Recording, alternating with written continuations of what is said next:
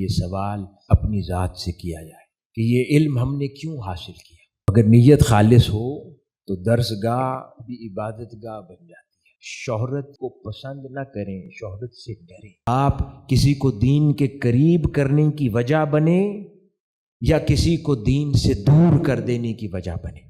تاجدار کائنات حضرت محمد مصطفیٰ صلی اللہ علیہ وآلہ وسلم کا ارشاد گرامی کہ جس کے ساتھ اللہ بھلائی کا ارادہ فرماتا ہے اسے دین کی سمجھ عطا فرما دیتا ہے۔ آپ لوگ خوش نصیب ہیں جنہیں اللہ رب العزت نے یہ توفیق عطا فرمائی اس دور میں کہ جہاں پر ہر کوئی اپنے معاش کی تلاش میں پروفیشنل آپشنز کی طرف جا رہا ہوتا ہے، مختلف ماڈرن ڈگریز کی طرف جاتا ہے۔ آپ میں سے کئی نے یقیناً وہ ماڈرن ڈگریز بھی حاصل ساتھ کی ہوں گی، لیکن اس کے ساتھ ساتھ اللہ رب العزت نے آپ کے دل میں تاجدار کائنات صلی اللہ علیہ وآلہ وسلم کے دین متین کی محبت داخل فرمائی، پھر اس محبت کو صحیح منزل عطا فرمائی۔ تو حاضرین گرامی، اب اس کا شکر بھی لازم ہے۔ ہر نعمت کا شکر لازم ہوا کرتا ہے۔ اس کا شکر ادا کرنے کا کیا ممکن طریقہ ہو سکتا ہے؟ جب آپ آج کی اس الوداعی تقریب کی صورت میں رخصت ہو رہے ہیں تو اس علم کو سنبھالے رکھیں۔ یہ در حقیقت شکر گزاری کا ایک طریقہ ہے۔ پھر اس علم کو اپنے عمل میں ڈھالیں، یہ یقیناً شکر گزاری کا ایک مبارک طریقہ ہے۔ اسی طرح پھر صحیح نیت کے ساتھ اس علم کو آگے پہنچانے کی ذمہ داری ہے، یعنی نیت کے اندر اخلاص اور درستگی کا پایا جانا اشد ضروری ہے۔ تو ان تین طریقوں کے ساتھ آپ لوگ اس نعمت پر اللہ رب العزت کا شکر ادا کر سکتے ہیں جو نعمت اس نے ہمیں آج اس پروگرام سے فراغت کی صورت میں عطا فرما دی۔ حاضرین گرامی، جو کچھ گزشتہ 7 سالوں میں آپ نے یہاں سے پڑھا وہ در حقیقت ایک سرمایے کی صورت ہے جو آپ اپنے ساتھ لے کر جا رہے ہیں، لیکن اصل میدان اس جامعہ سے باہر ہے جس میں آپ لوگ آج کے بعد داخل ہونے جا رہے ہیں، جہاں پر آپ کے سامنے مختلف قسم کے فتنے، نظریات، سوشل میڈیا پر بپا طوفان، ہزاروں قسم کے سوالات آپ کا سامنا کریں گے، یا یوں کہہ لیں کہ آپ ان کا سامنا کریں گے۔ اصل چیلنج اور آزمائش وہاں پر ہوگی۔ یہاں تو سیکھتے رہے ہیں، لیکن اب جو کچھ سیکھا ہے اس کو پرکھا اس جامعہ سے باہر جائے گا۔ آج سے آپ کا تعارف ایک عالم دین کا ہو جائے گا۔ کوئی آپ کو مفتی کہے گا، کوئی آپ کو حافظ قرآن کہے گا، کوئی آپ کو شریعت کا طالب علم کہے گا۔ لوگ اب آپ کو صرف ایک شخص کے طور پر نہیں جانیں گے بلکہ آپ کو دین کے نمائندے کے طور پر دیکھیں گے۔ آپ ان کی نظر میں اب فقط ایک ذات نہیں ہیں بلکہ آپ کا لباس، آپ کی زبان، آپ کے معاملات، آپ کی لوگوں کے ساتھ ڈیلنگ، آپ کا اٹھنا بیٹھنا، آپ کا چال چلن، آپ کی امانت داری، آپ کا اخلاق، یہ سب کچھ اب ان لوگوں کے لیے اسلام کا تعارف بن جائے گا۔ یہ بہت بڑی اور اہم ذمہ داری ہے۔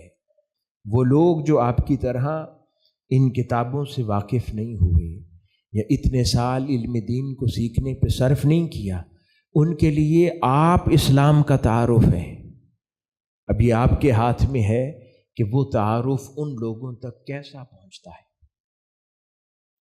آپ چاہیں تو ان کے دل میں اسلام کی قدر گرا دیں، اور چاہیں تو اسلام کی قدر ان کی نظروں میں، ان کی نگاہوں اور ان کے دلوں میں بلند کر دیں۔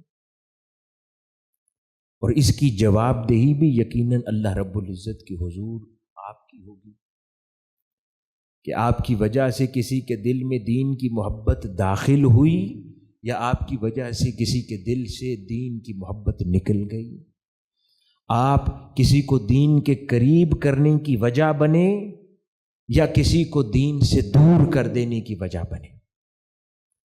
آپ نے لوگوں کے لیے دین کو آسان بنا کر اس پر عمل کرنا ان کے لیے ممکن بنایا، یا دین کو مشکل بیان کر کے اس پر عمل کرنا لوگوں کے لیے دشوار بنا دیا، کیونکہ آپ اب دین کا تعارف ان کی نگاہ میں ہو جائیں گے۔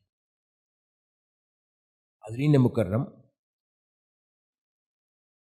آپ نے اور بالخصوص جو طلباء جو فارغ و تحصیل ہو رہے ہیں، ہمارے علماء، آپ نے کئی سال یہاں رہ کر علم حاصل کیا۔ ایک سوال ہے جو ان گزشتہ 7 سالوں میں بھی یقیناً اپنے آپ سے کرتے رہے ہوں گے، لیکن آج تو بہت زیادہ ضروری ہے کہ یہ سوال اپنی ذات سے کیا جائے کہ یہ علم ہم نے کیوں حاصل کیا؟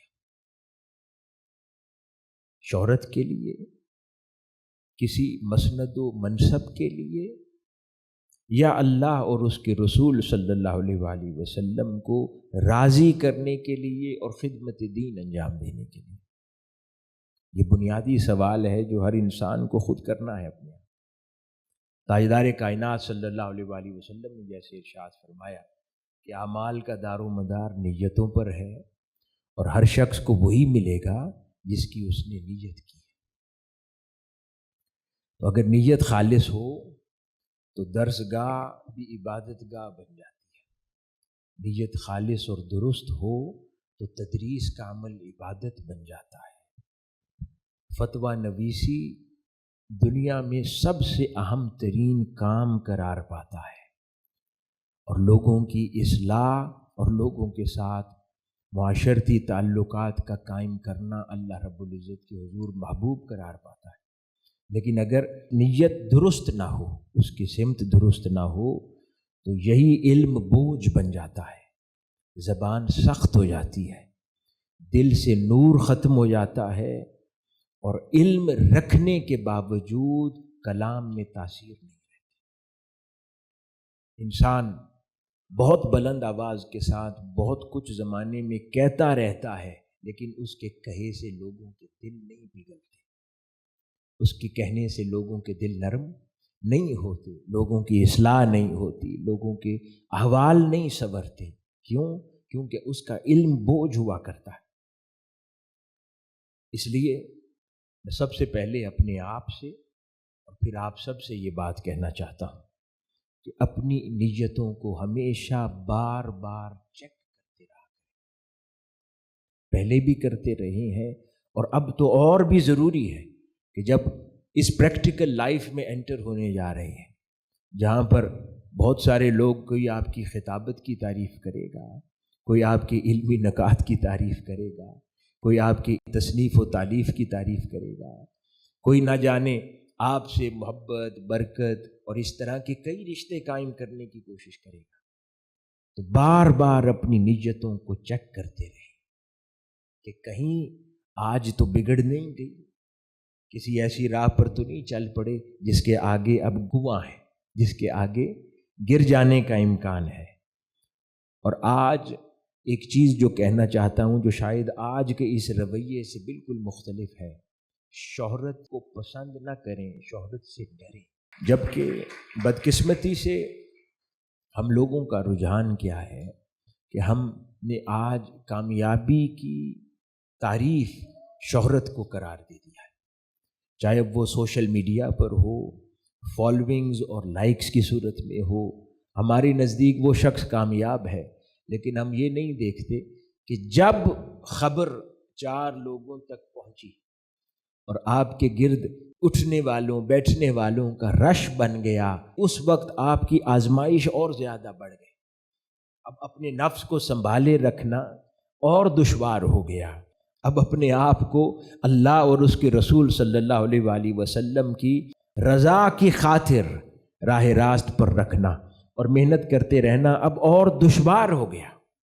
جب تک انسان خلوت میں ہے، تنہائی میں ہے، کوئی جانتا نہیں ہے، اس کے لیے یہ سفر بہت آسان ہوتا ہے، لیکن جب جانتے ہیں لوگ، اب اس کے اوپر دوہری ذمہ داریاں ہوتی ہیں۔ جو اللہ رب العزت اس سے توقع رکھتا ہے وہ اس پہ بھی پورا اترنا چاہتا ہے، اور جو لوگ اس سے توقع رکھتے ہیں وہ اس پہ بھی پورا اترنا چاہتا ہے۔